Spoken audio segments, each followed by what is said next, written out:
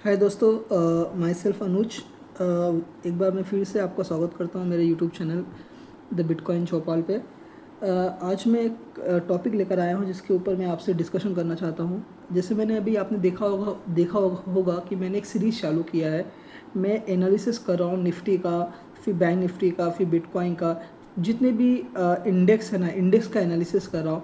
और वो एनालिसिस में आपको समझाना चाहता हूँ कि मार्केट कैसे वर्क करता है, मार्केट का हिस्ट्री, पास्ट हिस्ट्री में मार्केट कैसा वर्क किया है, पास्ट हिस्ट्री के बेसिस पे अभी मार्केट में सिनेरियो क्या बन रहे हैं, उस सिनेरियो के बेस में फ्यूचर में क्या उसका फुटप्रिंट हो सकता है, फ्यूचर में मार्केट कैसे बिहेव कर सकता है, उसके बारे में मैं I am just trying to make you educate enough so that कि आपको वो एक, आपके अंदर वो एक अंडरस्टैंडिंग डेवलप हो जाए कि मार्केट को देखने का एक अलग नज़रिया आपका डेवलप हो जाए कि कैसे हम चीज़ों को इंटरप्रेट कहते हैं, कैसे हम चीज़ों को समझते हैं, कैसे हमें चीज़ों को एनालिसिस करना चाहिए।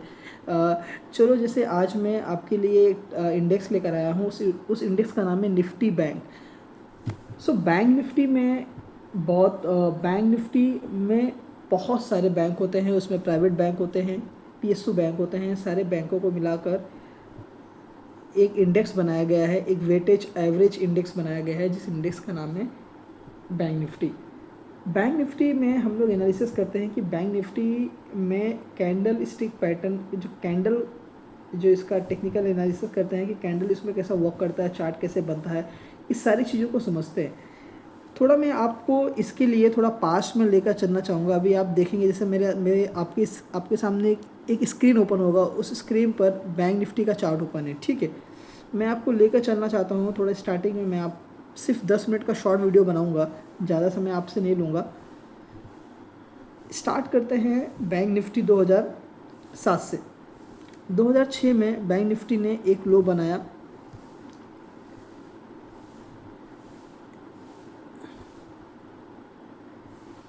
ये मतलब 3600 पे था 2006 में। 3600 पे जाने के बाद बैंक निफ्टी कहाँ पे गया? बैंक निफ्टी ने एक हाई कहाँ तक बनाया? बैंक निफ्टी ने एक हाई बनाया ऑलमोस्ट, एक मिनट में मैंने हटा देता हूँ, एक मिनट, इसकी वजह से प्रॉब्लम हो रहा है।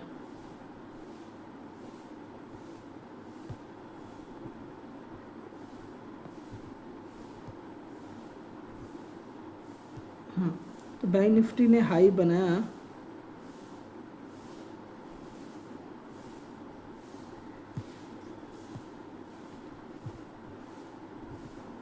3000 से मार्केट ने स्टार्ट किया, 3400 से, और मार्केट गया कहाँ तक? मार्केट गया ऑलमोस्ट 10,700 तक। 3400 से लेकर मार्केट ने 10,700 तक रैली किया। इसका मतलब क्या? निफ्टी को कितना दिन लगा? जिस हम लोग समझते हैं, देखते हैं कि निफ्टी ने कितना दिन लिया। निफ्टी ने सॉरी यहाँ बैंक निफ्टी ने ऑलमोस्ट 18 डेज ली, 18 मंथ्स लिया। कितना? 18 महीने लिया। ये मंथली का चार्ट है जो मैं आपके सामने ये चार्ट ओपन किया हूँ। ये मंथ वाइज चार्ट का एनालिसिस मैं आपको बता रहा हूँ कि 18 महीने में बैंक निफ्टी ने 3400 से लेकर 10,700 तक का इंडेक्स का वैल्यू गया। मतलब 184% का रिटर्न निफ्टी ने दिया। निफ्टी का एक पूरा 18 महीने का रिटर्न कितना है? 184%। अब जरा अगर आप देखेंगे कि 2008 में, मतलब ऑलमोस्ट 2008 के फरवरी में 18 महीने बाद फिर निफ्टी उसी प्लेस से नीचे गिरता है। निफ्टी उसी प्लेस से नीचे सॉरी मैं बार बार निफ्टी बोल रहा हूँ, बैंक निफ्टी समझना आप उसे क्या है।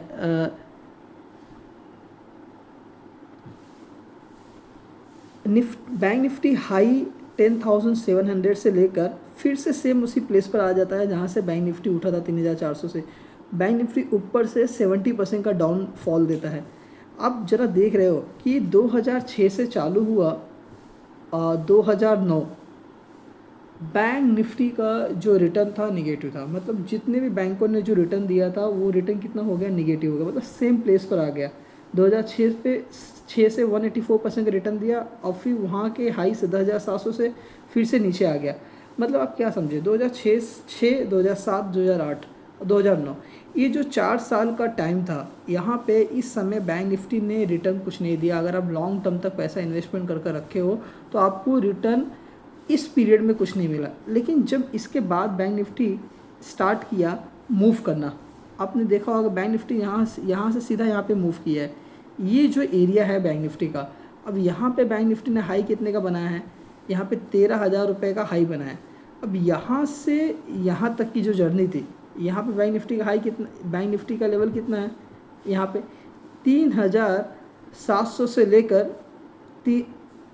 कितने का गया, 13,000 रुपये तक। 3,700 से लेकर 13,000 तक की जर्नी बैंक निफ्टी ने तय की। कितने महीनों में तय किया, ये जर्नी बैंक निफ्टी को लगा ऑलमोस्ट 40 महीने लग गए। 40 महीने बैंक निफ्टी को लग गए अपने लो से अपने एक नया हाई बनाने तक। मतलब 300% का रिटर्न दिया बैंक निफ्टी ने 40 महीने में। ज़रा आप देखिए कि एक 3,400 से लेकर बैंक निफ्टी 13,000 तक इंडेक्स गया। 4 साल में 300% का बैंक निफ्टी ने रिटर्न दिया। उसके बाद फिर से ये उस जगह से लेकर नीचे आ जाता है। कहाँ तक आता है, ये 2011 में 7,700 पे आ जाता है। मतलब अगर आप लॉन्ग टर्म इन्वेस्टर हो तो आपको कितना % का रिटर्न मिला है अगर आप देखेंगे। अगर आप 2006 से इन्वेस्टमेंट कर रखें और अगर मैं यहाँ तक का दूँ, क्योंकि ऊपर से 2006 से लेकर 2012 के पीरियड में तो आपको सिर्फ 134% का रिटर्न मिला है इंडेक्स में। मतलब 6 साल में 134% का रिटर्न मिला है आपको इंडेक्स में 2006 में, अगर आप इन्वेस्टेड हैं तो। अब उसके बाद हम देखते हैं कि अगेन ये एक बाउंस बैक करता है, ऊपर जाता है और सेम इसी लेवल से ये गिर जाता है। इसी लेवल से सेम बैंक निफ्टी फिर से गिर जाता है। गिरने के बाद आप देखेंगे इस लेवल से नीचे गिरता है, बैंक निफ्टी फिर यहीं पे आता है, ये इसी के नियर बाय आता है और यहाँ से बैंक निफ्टी फिर से एक नया हाई बना देता है। और फिर से एक नया हाई बनाने के बाद फिर से बैंक निफ्टी आता है, यहाँ पे कुछ लेवल होते हैं उसको टैप करता है। कौन से लेवल को बैंक निफ्टी टैप कर रहा है, बैंक निफ्टी उसी लेवल को टैप कर रहा है जिस लेवल के पास बैंक निफ्टी, जहाँ से बैंक निफ्टी ने हाई बनाया था। अगर आप देखेंगे तो बैंक निफ्टी ने हाई यहाँ पे बनाया था,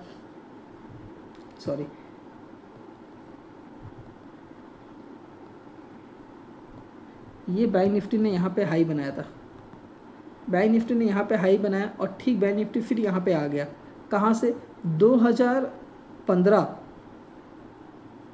पे बैंक निफ्टी ने हाई 20,000, इंडेक्स का वैल्यू कितना था 20,000। फिर 2015 के बाद बैंक निफ्टी में इंडेक्स का वैल्यू अभी कितना आया 2016 में। मतलब 1 साल के बाद बैंक निफ्टी का वैल्यू, इंडेक्स का वैल्यू आ गया 13,400। मतलब 20,000 से लेकर 13,400 तक नीचे डाउनफॉल हो गया। मतलब बैंक निफ्टी कितना गिरा, बैंक निफ्टी फिर से इंडेक्स कितना पॉइंट गिर गया, मैं आपको वो बताना चाहता हूँ।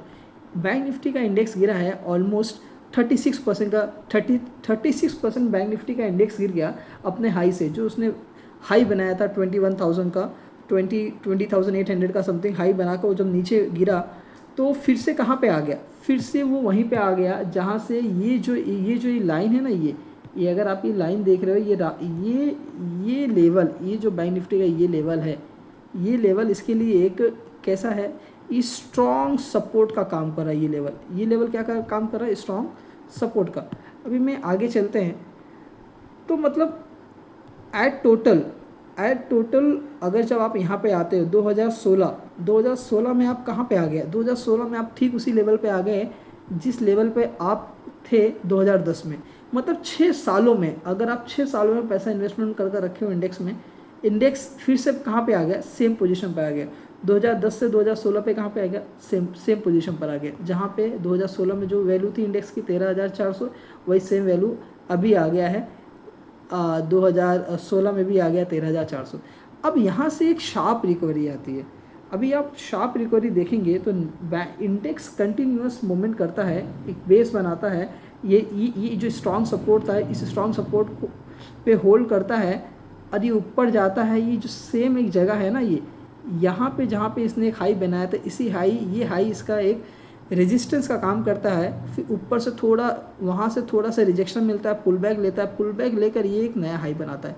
ये नया हाई कहाँ तक बनाता है, 31,700 का एक नया हाई बनाता है। कहाँ से नया हाई बना रहा है? ये नया हाई बना रहा है ऑलमोस्ट 16,000 के लेवल से। अब फिर यहाँ से बैंक निफ्टी एक शार्प फॉल देता है। शार्प फॉल कब देता है? ये शार्प फॉल अगर आपने आइडेंटिफाई किया होगा, ये शार्प फॉल कभी का है? ये शार्प फॉल है 2020 का, कोविड का टाइम।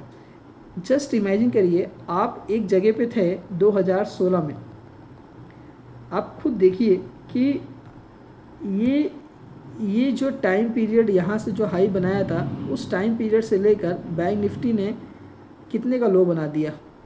बैंक निफ्टी नीचे आ गया, 46% इंडेक्स नीचे गिर गया। 32,000 से इंडेक्स आ गया 17,000 पे। समझ रहे हैं? 32,000 का इंडेक्स का वैल्यू था, इंडेक्स का वैल्यू कितने पे आ गया? 17,000 पे। और इंडेक्स को यहाँ तक आने में सिर्फ 3 महीने लगे हैं। लेकिन अगर आप देखेंगे इस पर्टिकुलर प्लेस से, मतलब 2016 से लेकर जो 2016 से लेकर 2019 में ऑलमोस्ट उसको 3 साल लग गए। 3 साल लग गए, समझ रहे हैं? 3 साल लग गए 2016 से 2019। 3 साल में बैंक निफ्टी के इंडेक्स ने 85% का रिटर्न दिया। मतलब 17,000 से 32,000 जाने में इंडेक्स को 3 साल लग गए। लेकिन वही इंडेक्स को सेम पोजीशन पर आने में सिर्फ 3 महीने लगे। ये क्यों आए? ये एक बड़ा डाउनफॉल था। सिर्फ 3 महीने लगे। इंडेक्स अपनी हाई से 50% से ज़्यादा नीचे गिर जाता है। क्यों गिरता है? क्योंकि इसमें कोविड का टाइम होता है, पूरा ग्लोबल रिसेशन आता है तो मार्केट गिर जाता है। आपको मैं एक चीज़ समझाना चाहता हूँ, थोड़ा और आगे चलते हैं। फिर यहाँ से एक सेम पर्टिकुलर इसी प्लेस से जहाँ पे मार्केट जहाँ से उठा था, जहाँ पे पुल बैक लिया था, अगर आप देख रहे होंगे तो इस लेवल से ही मार्केट कंटिन्यूअस यहाँ पे बेस बनाता है और फिर ऊपर जाता है, एक पुल बैक लेता है और एक शार्प मूवमेंट होता है। मतलब आज निफ्टी ने जो यहाँ बैंक निफ्टी ने जो हाई बनाया है 54,700 का जो हाई बनाया है, 2020 से लेकर इंडेक्स, मतलब 2020 पे इंडेक्स 17,000 पे आया था। 2020 से लेकर इन 4 ईयर्स में इंडेक्स की वैल्यू हो गई 54,000 रुपीज़। कैन यू इमेजिन कि इंडेक्स ने कितना रिटर्न दिया? अगर आप इस समय पर कोविड के टाइम पर अगर आपने पैसा इसमें डाल कर रखा है, तो इंडेक्स में अगर आपने कोई इंडेक्स फंड में अगर आपने इन्वेस्टमेंट वगैरह किया है, तो आपको रिटर्न मिलता है 182% का रिटर्न मिलता है। कितने सालों में? 4 सालों में। मतलब 17,000 से लेकर इंडेक्स की वैल्यू हो जाती है 54,000। अभी मैं आपको एक चीज़, ये सब चीज़ें जो भी मैंने आपको बताया, इससे मैं आपको क्या समझाना चाह रहा हूँ? What I am trying to tell you is that कि market always works on the basis of some principle. What is that? Let me tell you what is that. See, sideway high, फिर नीचे pull back लिया, फिर high, एक बड़ा high बनाया, नीचे फिर से सेम जोन पर आ गया, इसी जोन पर आ गया, फिर ऊपर गया, फिर एक जिगजैग पोजीशन बनाया। कहाँ पे बनाया? यहाँ पे, जो यहाँ पे बेस बनाया था वहाँ पे एक पोजीशन बनाया।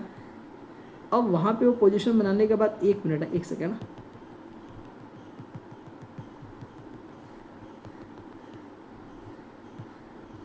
वहाँ पे वो पोजीशन बनाने के बाद यहाँ पे फिर से उसने बेस बनाया, यहाँ पे उसने फिर से बेस बनाया, ठीक है। यहाँ पे उसने बेस बनाया, ऊपर गया, यहाँ से सीधा ऊपर गया। ऊपर जाने के बाद जब इसने पुल बैक लिया, पुल बैक कहाँ तक लिया? यहाँ तक लिया। यहाँ तक पुल बैक लेने के बाद अब निफ्टी क्या कर रहा है? निफ्टी फिर से यहाँ पे उसको एक पावर मिला, एक यहाँ पे उसको बायर्स मिले। बायर्स मिलने के बाद वो कहाँ चला गया? और फिर से ऊपर गया। यहाँ पे बायर मिलने के बाद फिर ऊपर चला गया, एक हाई बना दिया। अभी मार्केट ना शार्प रिकवरी देगा, पुल बैक लेगा, किसी पर्टिकुलर लेवल को टच करेगा, उस लेवल पर सपोर्ट लेगा, ऊपर जाएगा, नीचे आया नीचे फिर रिकवरी लेगा, फिर ऊपर जाएगा, फिर रिकवरी लेगा, फिर ऊपर ले जाएगा। लेकिन आपने इन सारे प्रोसेस में एक चीज़ फील किया होगा, एक चीज़ को बहुत ध्यान से समझा होगा, वो ये है कि मार्केट कंटिन्यूअस अप साइड में ही रैली कर रहा है, अप साइड में ही इंडेक्स भाग रहा है। इंडेक्स 3,400 से लेकर 2006 से 3,400 से लेकर 18 साल में इंडेक्स ने 54,000 तक चला गया। समझ रहे हैं ना? इंडेक्स कहाँ तक चला गया? 54,000 तक चला गया 2006 से। 2006 में इंडेक्स की वैल्यू क्या थी?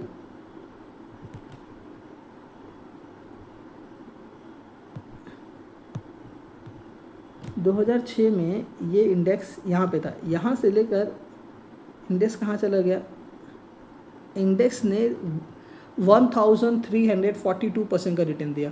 मतलब 2006 से लेकर 2024 तक, अभी जो प्रेजेंट 2025 चालू है, मतलब इन ऑलमोस्ट 19 ईयर्स में, अभी 2025 कंप्लीट नहीं हुआ है, जैसे स्टार्ट हुआ है, मतलब हम इसको ये कंसिडर करेंगे कि 18 सालों में इंडेक्स ने 1342% का रिटर्न दिया है।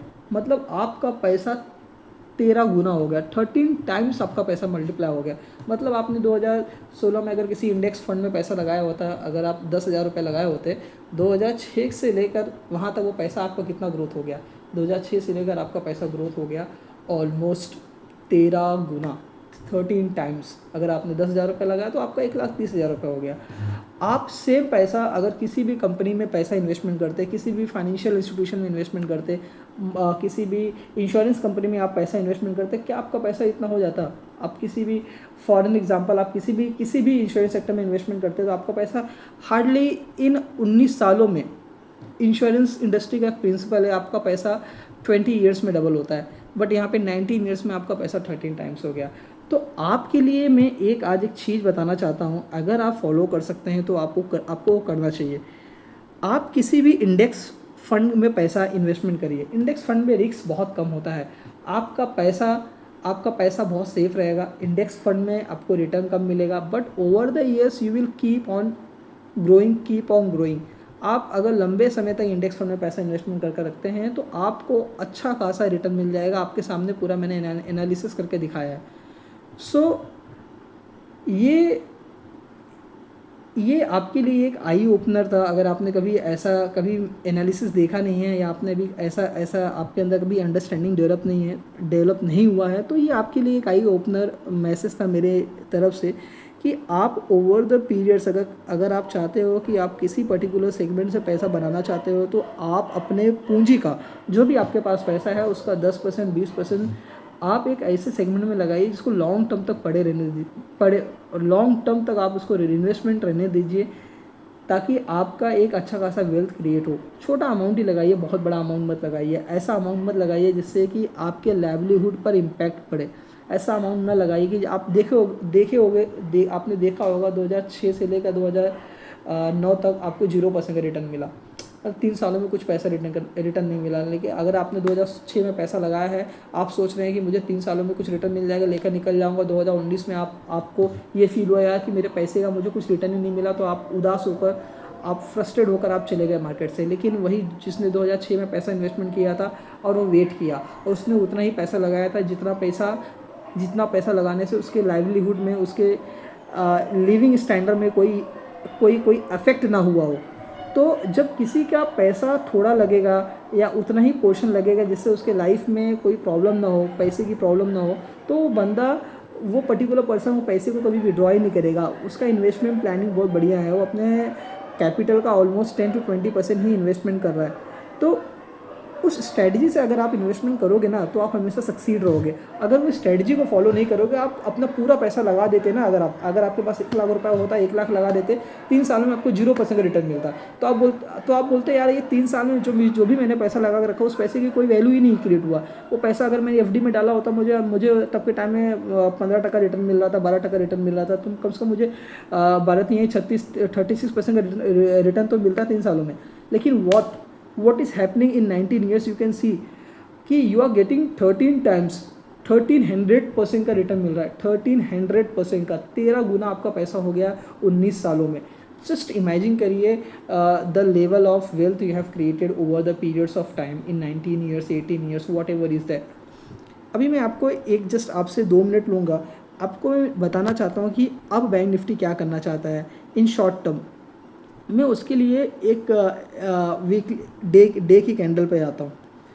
आप एक चीज़ देख रहे हैं कि बैंक निफ्टी कंटिन्यूअस सपोर्ट यहाँ पे ले रहा है। इस लेवल को बैंक निफ्टी तोड़ना ही नहीं चाह रहा है। ये जो इस लेवल है, ये लेवल है, बैंक निफ्टी इसको तोड़ना नहीं चाह रहा है।